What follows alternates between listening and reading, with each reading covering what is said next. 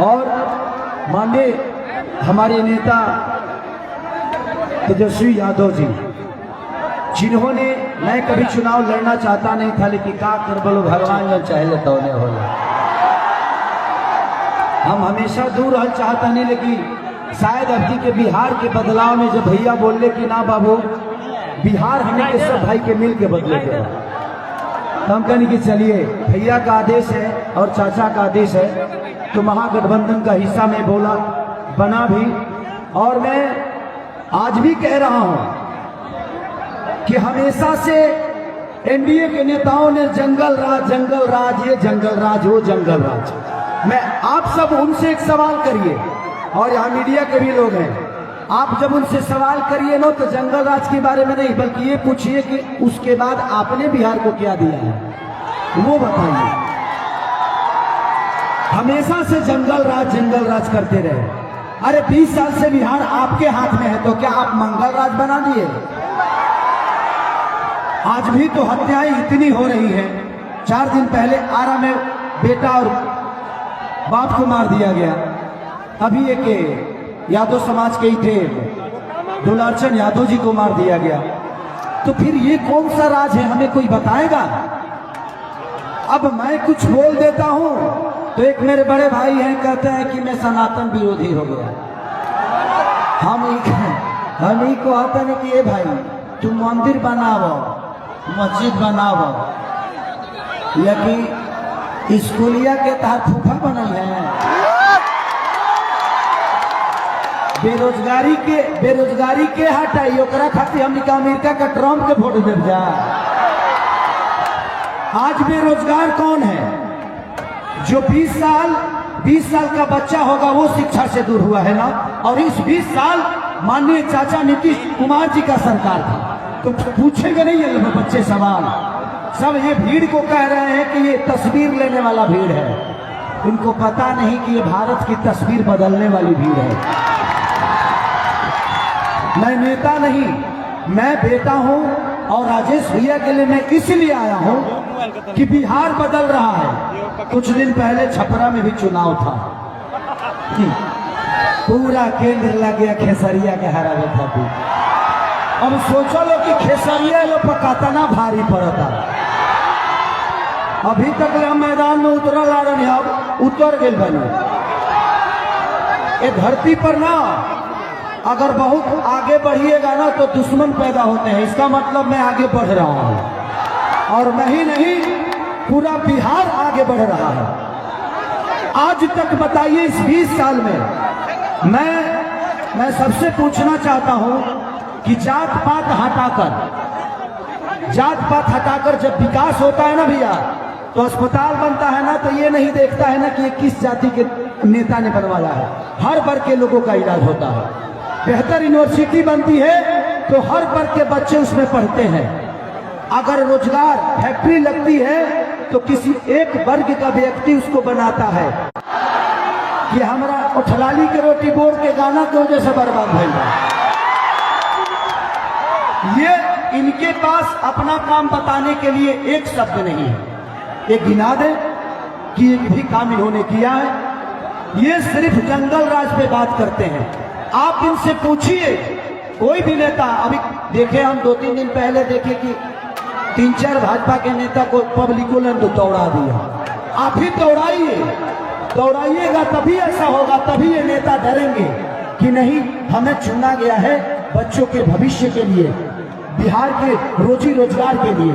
आज तेजस्वी भैया 2.5 करोड़ नौकरी देने की बात कर रहे हैं, पलायन रोकने की बात कर रहे हैं, लेकिन ये हमें ट्रेन देते हैं यहाँ से दूर जाने के लिए, अपने बीवी बच्चों से दूर जाने के लिए, अपनी माँ से दूर रहने के लिए। ये बताइए कि 20 साल पहले भी मुझे लगता है कि गुजरात भी हमारे बिहार की तरह ही होगा, लेकिन देखिए क्या हुआ। गुजरात में 2 लाख फैक्ट्रियां लगे। क्या मोदी चाचा को इतना भी समझ में नहीं आया कि यार बिहार के लोग भी तो इंसानी हैं, उनके लिए भी हम फैक्ट्री लगा दें? तो हमें हमेशा से लड़ाया गया है, हमें अपनों से दूर करने के लिए व्यवस्था दिया गया है, अपनों के साथ रहने के लिए एक व्यवस्था नहीं है। तो क्या इस बार बिहार बदलेंगे हम? ये सब की क्या, मैं अगर मुंबई शहर में गया तो आपको पता होना चाहिए कि खेसारी लाल 15 साल मुंबई में गया तो वो किसका देन था? बिहार सरकार का देन था। मैं 2011 में मुंबई गया हूँ।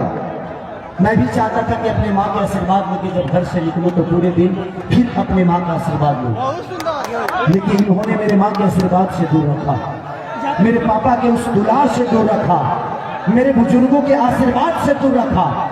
ना इन्होंने बेहतर यूनिवर्सिटी दी, ना बेहतर अस्पताल दिया और ना ही बेहतर रोजी रोजगार दिया। क्या मैं गलत हूँ? हमारे जितने भी यहाँ बिहार पुलिस के कर्मी हैं जो हमारे लिए अपने त्योहार छोड़ देते हैं, ये अपना होली नहीं मनाते हमारे लिए, अपना दीपावली नहीं मनाते, छठ नहीं मनाते, इनका 2004 से पेंशन रुका हुआ है। सोचिए कि जो आदमी हमारे लिए इतनी कुर्बानी देता है, इनका पेंशन तक रुक गया है। मैं वादा करता हूं फौजी भाइयों के लिए कि हमारी सरकार तो बनी रही है, आप लोग चिंता मत करिए, आप लोग का पेंशन लागू हम कराएंगे। और मैं इतना अपने बिहार पुलिस के जवानों के लिए करूंगा कि भैया से कह के आपके घर से 60 किलोमीटर की दूरी पे आपकी पोस्टिंग हो ताकि आप अपने बीवी बच्चों से मिल सकें।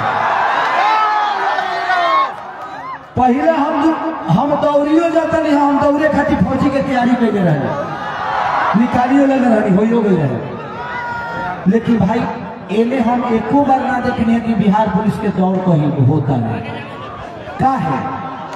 काहे ऐसे होता? तो जब ये लोग अपने लिए बेहतर अस्पताल नहीं बनवाए तो हमारे बच्चों के लिए बनाएंगे? ये अपने बच्चों को तो विदेश में पढ़ाते हैं, तो जो अपने बच्चों को शिक्षा बिहार में नहीं दे पाया तो क्या हमारे बच्चों के लिए बेहतर स्कूल बनाएंगे? हमने 20 साल चाचा को दिया ना, तो 5 साल भतीजा को दे देते हैं। 5 साल मैं वादा करता हूं, अगर 5 साल में काम नहीं हुआ तो किसानी में ले तो जीवन में कभी चुनाव नहीं लड़ेगा, क्योंकि मैं राजनेता हूं नहीं, मैं एक गरीब का बेटा हूं। मुझे पता है कि गरीब में जीना कितना मुश्किल होता है, बट ठीक है, मैं गरीब था, आज इतना तो है।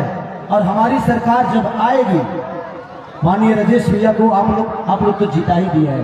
कहा हो मौसी?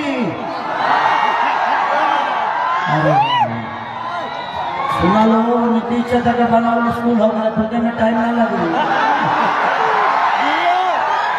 जितना हिसाब से उनको स्वस्थ होगा वही हिसाब से स्कूल होगी।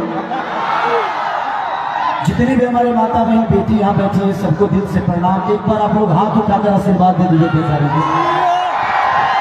अरे हम माता बहन बेटी के घर है, तारा लोग उन्होंने माता बहन ने कहा। तो मैं यही कहना चाहता हूँ कि हमारा बिहार तड़प रहा है। क्या आप सब अपने माँ से दूर जाना चाहते हैं? अपने पिता के प्यार से दूर रहना चाहते हैं? तो उसके लिए हमें बिहार बदलना पड़ेगा।